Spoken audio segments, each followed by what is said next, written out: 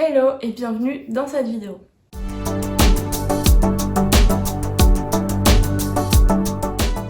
Donc comme vous avez pu le voir au titre de la vidéo, j'ai décidé de faire une sorte de décryptage de la marque Sézane en l'occurrence. Tout simplement parce que je me posais moi-même la question de savoir si Sézane pouvait être définie comme une marque éthique ou non.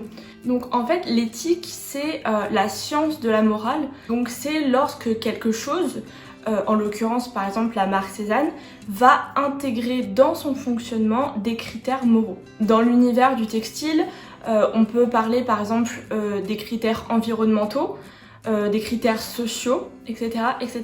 J'ai décidé de me consacrer à Sézane car dans mon esprit, je percevais cette marque comme une marque éthique qui pouvait par exemple se justifier par ses prix qui sont plus élevés que des prix qu'on peut trouver en fast fashion de type Zara, H&M, etc. Et je me suis dit que ça pouvait être intéressant de faire une vidéo. Ça pouvait voilà, donner à titre informatif bien sûr des éléments de réponse peut-être pour les personnes que ça pourrait intéresser et qui comme moi souhaitent ou du moins essayent de consommer mieux et consommer moins.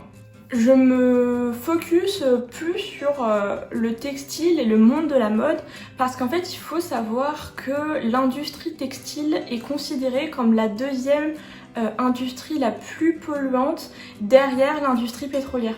Donc en fait c'est vraiment toute une consommation qui est extrêmement polluante. Je trouve qu'il est important simplement de s'informer en fait sur les marques qui sont plus ou moins éthiques. Je fais un petit disclaimer tout simplement pour dire que je suis absolument pas là pour donner des leçons de morale ou pour vous dire ce que vous devez faire. Chacun est libre de faire ce qu'il veut et surtout de faire ce qu'il peut.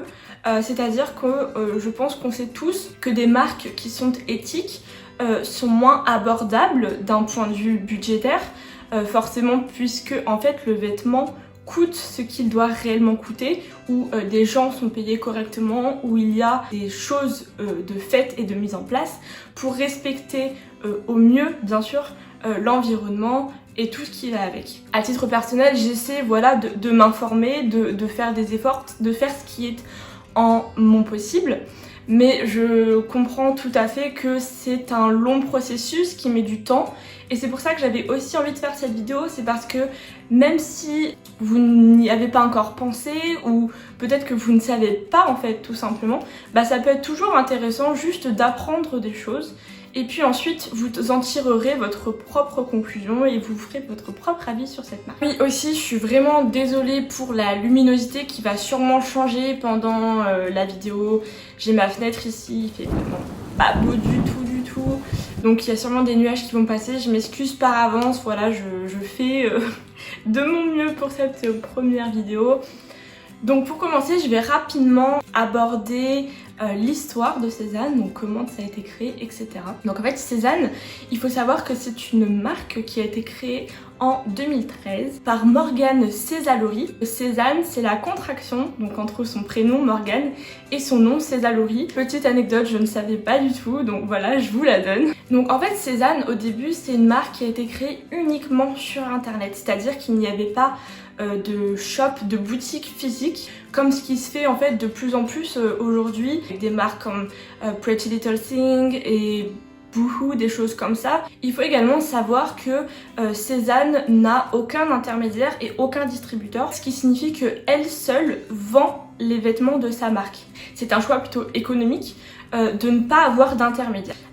Il y a un fonctionnement dans lequel on ne va pas retrouver de solde, on n'a pas de surproduction, il n'y a pas non plus d'invendus, ne serait-ce que les archives qu'ils font 2 fois par an, durant lesquelles vous pouvez retrouver des articles qui n'ont pas été vendus, donc en fait il leur reste des stocks, et qui sont vendus un petit peu moins cher que leur prix initial. Par ce processus, en fait on comprend que Sézane, ils ont très bien réussi à mettre en place ce système un petit peu d'exclusivité, de créer en fait chez le consommateur cette envie, je dirais, un peu impulsive d'acheter les vêtements car le consommateur sait en fait que le vêtement ne sera de toute façon pas soldé, qu'il n'y aura pas peut-être de surproduction, c'est-à-dire que le jour où l'article qu'ils désirent est out of stock, c'est pas du tout sûr qu'il soit reproduit. Et c'est pour cette raison qu'il existe aussi de nombreux groupes, par exemple sur Facebook, ou des Cézanettes, donc en fait on appelle les consommateurs et consommatrices de la marque Cézanne les Cézanettes, qui se revendent entre elles les articles parce que ça ne leur plaît plus. Il y a aussi des acheteurs qui achètent les articles pour les revendre. Vous avez aussi ce fonctionnement sur Vinted. Aujourd'hui, la marque dispose de plusieurs boutiques qu'elle appelle principalement les appartements. Donc il y a 5 boutiques à Paris, on en trouve une autre à Lille et une autre à Aix-en-Provence en ce qui concerne la France. Et à l'international, on va uniquement trouver une boutique à Londres et une autre à New York. Donc concernant les valeurs défendues, Cézanne se dit être durable et sociale et que l'humain est au cœur de leur choix. Je tiens à préciser que toutes les informations que je les ai trouvées sur le site internet de Cézanne. Je vous mettrai sur l'écran quelques screens en fait que j'ai fait du site internet pour appuyer mes propos et pour que vous ayez les textes entiers en fait qui sont écrits sur leur site, que je vais tout simplement pas lire parce que c'est pas intéressant, je vais vraiment aller à l'essentiel. Donc concernant le public ciblé, on peut dire que Cézanne cible principalement les femmes. Ils n'ont pas de gamme enfant, sauf erreur de ma part, mais je ne crois pas vraiment qu'ils aient de gamme enfant. Et par contre, ils ont, ce que j'ai découvert d'ailleurs, ils ont une gamme homme qu'ils appellent la ligne Octobre Édition. Donc on peut en trouver un petit peu sur le site de Cézanne, mais il y a aussi en fait un site autre qui s'appelle Octobre, mais en fait qui appartient à Cézanne, si je ne dis pas de bêtises. Mais principalement le public ciblé et les femmes. Concernant les gammes de prix, on reste quand même sur des articles qui sont, comme je le disais au début de cette vidéo, suffisamment élevés. Le prix moyen en 2019 d'un article sur Cézanne, c'est 114,30 €. Donc ça reste quand même un budget que tout le monde ne peut pas se permettre clairement.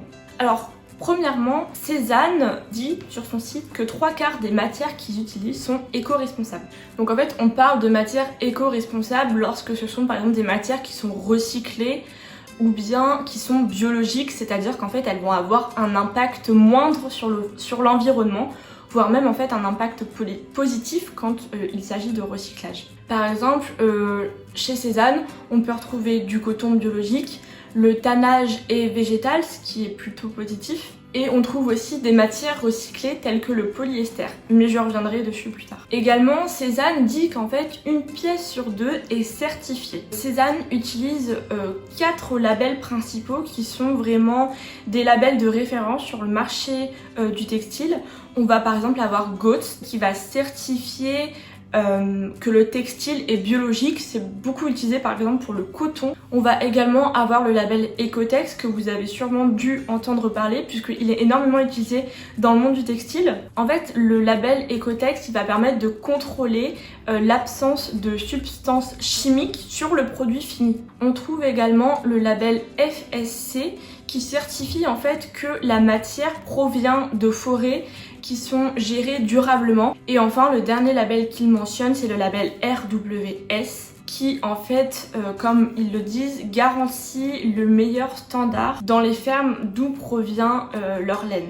Donc en fait, ces certifications, elles sont hyper importantes parce que par exemple, une marque qui va proclamer qu'elle utilise du coton biologique mais qu'elle n'a pas de certification, c'est-à-dire qu'il n'y a pas un organisme vraiment qui certifie que le coton est bien biologique, et bien en fait la marque, ce qu'elle vous demande de faire, c'est de simplement lui faire confiance. Sauf qu'en fait ça peut être du greenwashing, donc je dis pas que la marque ment, mais en fait sans la preuve et sans la certification, vous pouvez pas en être assuré à 100%.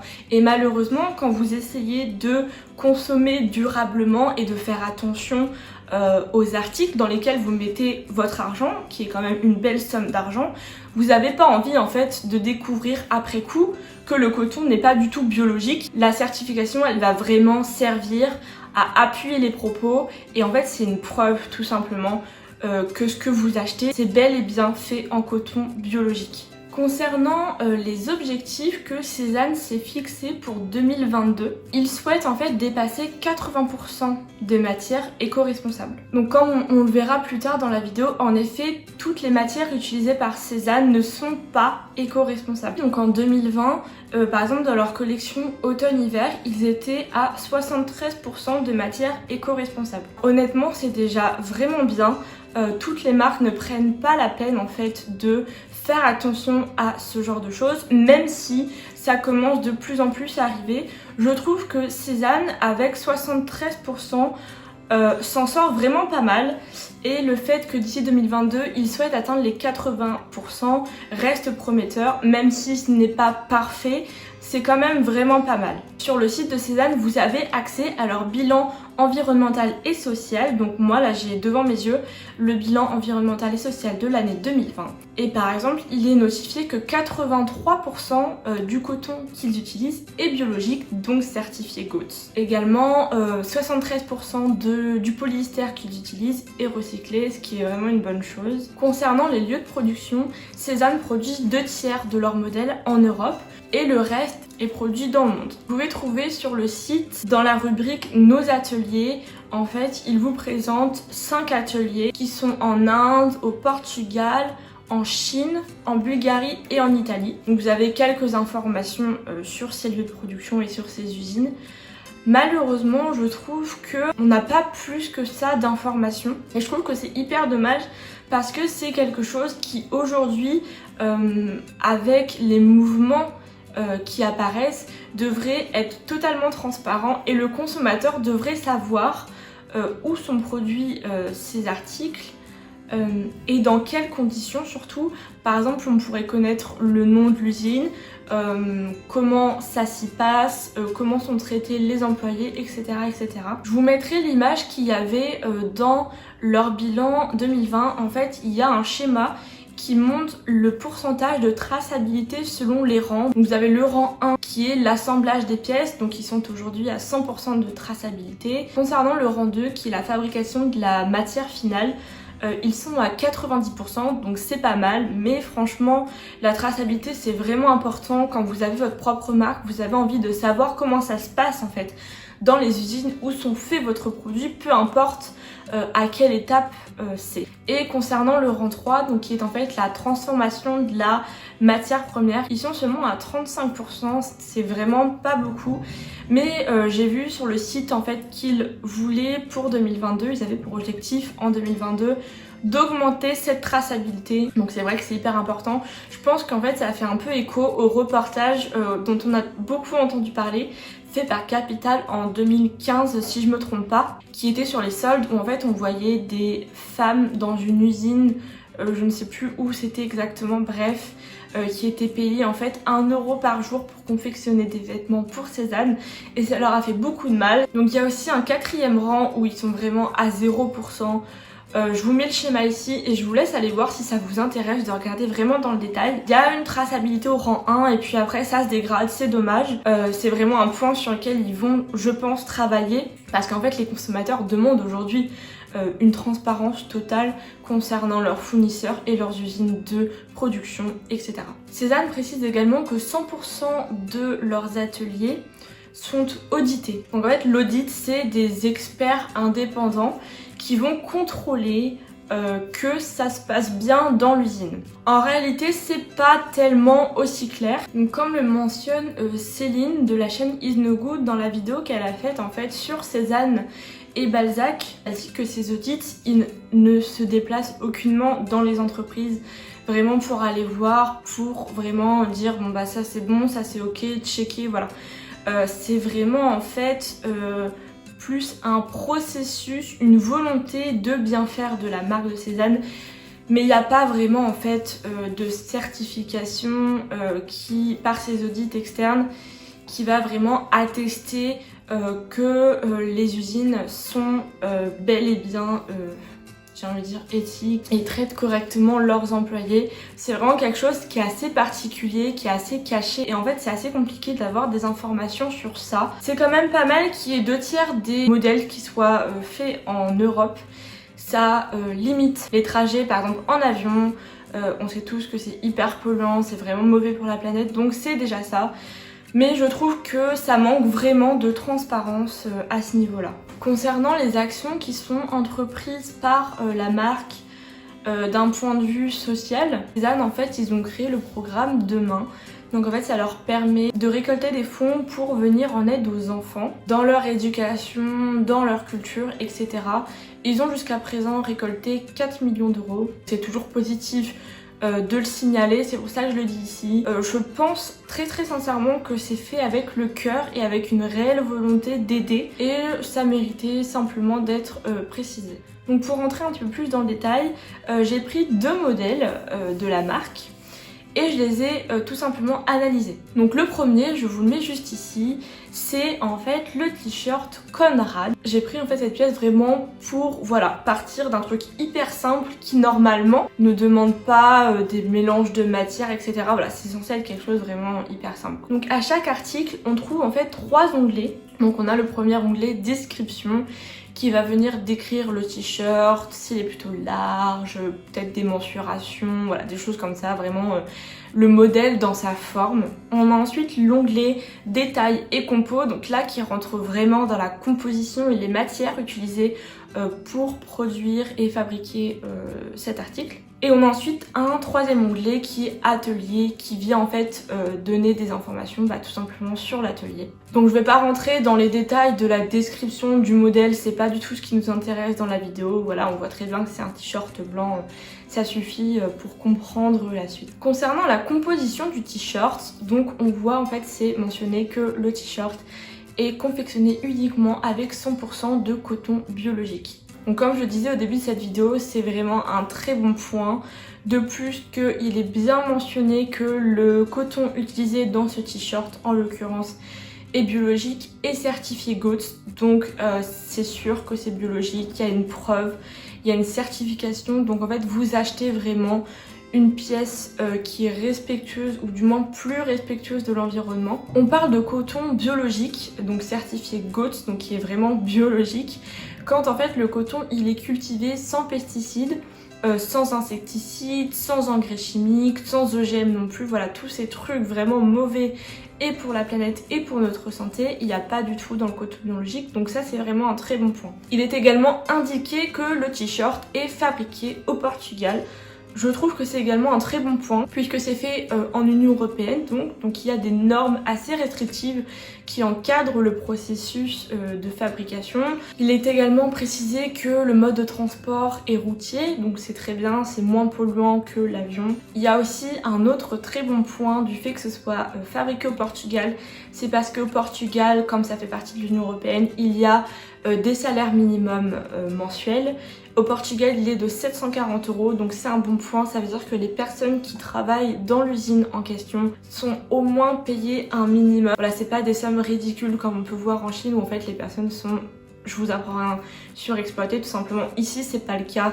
Il y a des normes, des lois. C'est déjà plus encadré et c'est vraiment un bon point. Également, Cézanne donne des conseils pour entretenir son article. Parce que quand on achète un article de qualité, comme ici c'est fait en coton biologique, on paye quand même le t-shirt 40 €. Pas envie que le t-shirt s'abîme, on veut le garder le plus longtemps possible. C'est aussi le but en fait, d'acheter des articles avec des matières vraiment de qualité. Donc ça c'est vraiment un bon point, même si ils le font maintenant sur tous les sites ou presque je pense de prêt-à-porter. À mon avis le prix de 40 € ici il est quand même justifié.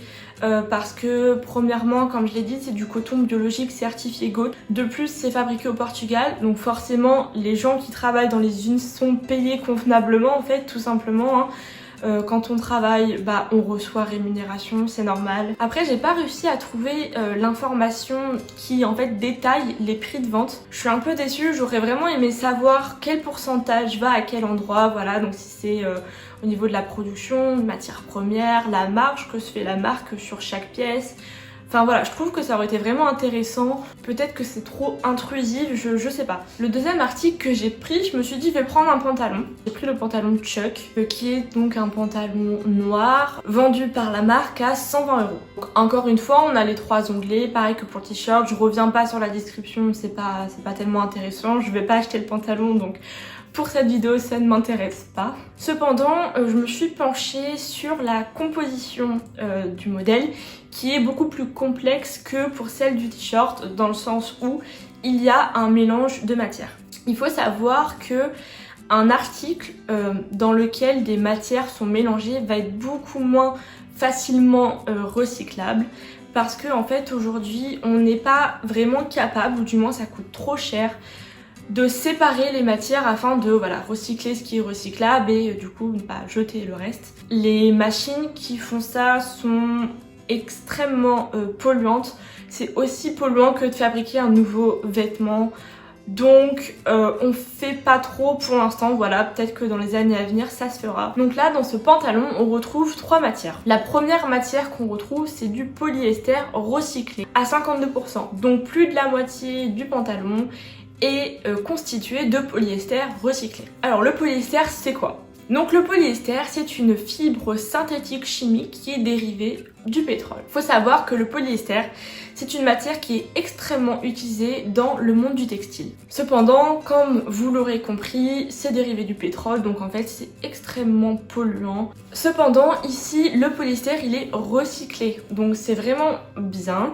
Le polyester recyclé c'est en fait du polyester qui est fabriqué à partir de chute de vêtements usagés ou bien de bouteilles plastiques et qui est donc retransformé en nouveaux vêtements. Donc le polyester recyclé c'est toujours mieux que le polyester, hein, clairement vous l'aurez compris. Au moins on refabrique pas encore une nouvelle matière, on utilise des choses qui ont déjà été fabriquées et on en fait quelque chose de nouveau, c'est du recyclage, c'est très bien. Cependant il faut savoir que le polyester émet beaucoup de microparticules plastiques, notamment par exemple quand vous lavez votre linge à la machine, ça va en fait dans l'évacuation avec l'eau, donc le polyester reste polluant. Voilà, c'est déjà mieux mais bon, c'est pas une matière idéale. La deuxième matière qui est utilisée c'est la laine vierge à 42%. Donc je vous apprends rien, la laine c'est une fibre textile qui provient souvent du mouton. Il existe en fait plusieurs appellations de la laine selon la qualité et le coût de celle-ci. Ici on parle de laine vierge parce qu'en fait elle ne contient pas plus de 7% d'autres fibres. C'est-à-dire que sur les 100% de la laine que vous allez avoir, maximum 7% est en fait pas de la laine mais d'autres fibres. Donc ça reste quand même une laine de qualité, c'est quand même vraiment bien. Par exemple on parle également de la pure laine vierge où là la marge d'autres fibres est seulement de 0,3%, donc c'est encore mieux, j'ai envie de dire, au niveau de la qualité. Souvent de fois, le problème en fait avec la laine, c'est que elle peut provenir d'élevage intensif de moutons. Donc en fait les moutons sont maltraités. Voilà, je vous fais pas de détails, vous vous doutez sûrement de ce qu'est un élevage intensif. Comme je vous le disais au début, en fait, Cézanne certifie que 44% de la laine utilisée est certifiée RWS, donc Responsible Wool Standards. Donc en fait, cette certification permet de garantir du bien-être de l'animal et de la gestion des pâturages qui est correcte. Moi ce qui me chiffonne un peu c'est qu'en fait ils disent que 44% de la laine qu'ils utilisent est certifiée RWS, sauf que sur cet article il n'est aucunement mentionné que la laine est certifiée RWS. Voilà, ils parlent seulement de matière recyclée, donc en l'occurrence le polyester qui est recyclé. Mais en fait vous savez pas si votre laine elle provient d'un élevage intensif où voilà les moutons sont maltraités ou pas, ou si c'est garanti certifié RWS. Donc voilà, c'est assez flou, on sait pas trop quand même. De plus, pour les personnes véganes, bien vous pouvez pas acheter ce pantalon, clairement il y a de la laine donc ça provient d'un animal. Il y a également de nombreux rapports en fait qui ont soulevé le problème de la consommation d'eau. C'est-à-dire pour faire de la laine en fait ça demande beaucoup d'eau, donc c'est pas top, c'est pas idéal. Et enfin la dernière matière utilisée c'est l'élastane à 6%. C'est pas beaucoup, mais c'est quand même là. Donc comme le polyester, l'élastane c'est une matière chimique et synthétique qui est dérivée du pétrole, qui est également responsable de la diffusion de microparticules plastiques. Et en fait, il faut savoir que la fabrication de l'élastane est extrêmement nocive. Ils utilisent plein de produits chimiques en fait pour faire cette matière, mais c'est une matière qui est beaucoup utilisée dans le textile parce qu'en fait elle a cette qualité de souplesse, j'ai envie de dire. C'est un peu comme le caoutchouc en fait, c'est fait du pétrole, voilà. C'est souple, donc par exemple pour les pantalons au niveau de votre taille, c'est souvent utilisé pour qu'il y ait un petit peu voilà de souplesse et que ce soit pas hyper rigide. C'est même pas de l'élastane recyclé, donc ici même s'il y en a que 6%, c'est là, il y a quand même 6% d'élastane. Voilà, là c'est vraiment un point noir dans la composition de cet article. On trouve également du coton dans la doublure de la poche à hauteur de 35%. Ici, il est aucunement mentionné que c'est du coton biologique, donc comme je le disais tout à l'heure, c'est pas top, hein, clairement, c'est même pas biologique, donc voilà. Il faut savoir qu'en fait, pour faire du coton, on utilise environ 2700 litres d'eau pour un t-shirt, alors que le coton biologique, on utilise seulement 100 litres d'eau. Franchement, la différence, elle est énorme. Donc si on peut avoir des matières biologiques comme le coton et recyclées, c'est vraiment mieux. Après, je sais que le coton, ça reste controversé parce qu'en fait, la grande majorité du coton est fait en Asie. C'est là-bas qu'il y a des champs de coton et qu'ils ont voilà toute cette expertise. Ça implique donc des transports, voilà, donc de la pollution encore une fois. Après, voilà, Cézanne, on peut voir qu'ils font des efforts pour que le coton soit biologique. Donc c'est quand même pas trop mal. Ah oui, je l'ai pas mentionné, mais la pièce est fabriquée en Bulgarie, donc encore une fois dans l'Union Européenne où il y a des normes, donc c'est plus encadré, donc c'est un bon point quand même. Au niveau du prix, donc qui est de 120 €, je trouve que par rapport aux matières, ça s'entend, dans le sens où, comme on l'a vu, donc l'élastane c'est vraiment pas ouf. Le polyester reste quand même recyclé, donc franchement c'est plus cher en fait que le polyester normal, donc il y a un effort qui est fait par la marque. Forcément ça se répercute sur le prix. On trouve également de la laine vierge, donc comme je le disais c'est quand même de la laine de très bonne qualité où il y a quasiment, à part les 7%, que de la laine, donc forcément ça a un prix également. C'est fait en Union Européenne, donc les personnes sont rémunérées plus ou moins convenablement, voilà, c'est pas comme dans d'autres pays comme la Chine où les conditions sont vraiment pas les mêmes. Je vous mettrai aussi en barre de description les différentes sources sur lesquelles je me suis inspirée, voilà, pour faire cette vidéo. J'ai rien inventé, ça c'est sûr. J'ai simplement pris les informations, je vous les ai exposées. Après voilà, chacun se fait son avis. Alors pour finir, je vais vous donner moi mon avis sur la marque. Je pense quand même que ça reste éthique, plus ou moins. Je dis plus ou moins en fait pour une raison, c'est parce que la marque est très forte en communication. Comme je vous le disais au début de cette vidéo, ils créent en fait l'exclusivité du vêtement. Ça va inciter le consommateur à acheter les vêtements parce qu'il sait voilà que il n'y a pas beaucoup de stock, il va pas y avoir de solde ou de surproduction. Pour moi, une démarche éthique, c'est consommer moins mais consommer mieux.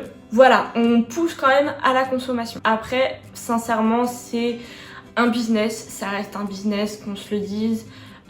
Si vous créez votre marque de vêtements mais que vous vendez pas de vêtements, bah la marque elle peut difficilement tenir la route, hein. Voilà, c'est comme ça. Par contre, je trouve qu'ils ont quand même fait des efforts, ils continuent à en faire. On trouve quand même des matières recyclées, ils ont des certifications. Après, je sais qu'il y a un petit peu cette hype, on peut dire, autour de Cézanne. Voilà, moi, mon avis, il est quand même positif sur la marque. N'hésitez pas à me dire, vous, ce que vous en pensez. Peut-être que vous avez un avis complètement différent. Peut-être qu'il y a des choses où je me suis faite berner, parce que voilà, mes informations, je les prends sur le site. Donc forcément, tout est beau, tout est rose, on va faire des efforts, on a des objectifs 2022, nous on fait ça, à tel pourcent, machin, machin. Voilà, c'est forcément que beau. Après, peut-être qu'il y a des informations que j'ai pas, tout simplement, que vous avez peut-être. Partagez-les moi, franchement ça m'intéresse beaucoup et je pense que ça peut intéresser d'autres personnes d'avoir voilà des avis qui se contredisent. Je trouve que c'est toute la richesse d'un débat. Franchement, je dirais pas que Cézanne c'est de la fast fashion. Parce que voilà, on n'est pas comme Zara à des dizaines de collections par an ou même des vingtaines, j'en sais rien. Enfin, il y a vraiment beaucoup de collections. vous allez au Zara toutes les semaines, vous voyez des vêtements différents, enfin voilà. Je trouve quand même que le bilan il est plutôt positif, même si c'est sûr que c'est pas parfait. Et très sincèrement, je pense que une marque de vêtements peut difficilement être 100% éthique. Il y aura toujours quelque chose qui nuira à l'environnement. C'est compliqué aujourd'hui de faire quelque chose à grande échelle comme ça. Donc il faut quand même produire, il faut transporter les vêtements, il faut livrer aux consommateurs. Donc tout ça, ça reste néfaste pour l'environnement, c'est sûr. Donc voilà, j'espère que j'ai été claire. J'ai sûrement loupé des choses, c'est sûr. N'hésitez pas à m'en faire part. N'hésitez pas à vous abonner si cette première vidéo vous a plu. Je ferai sûrement d'autres vidéos dans le même style si ça vous intéresse, donc dites-moi. Donc je vous laisse. Je vous remercie d'avoir regardé jusqu'à la fin. J'espère que c'était pas trop barbant, que vous avez compris en fait où je voulais en venir. Donc voilà, je vous dis à bientôt pour une nouvelle vidéo, je l'espère. Salut!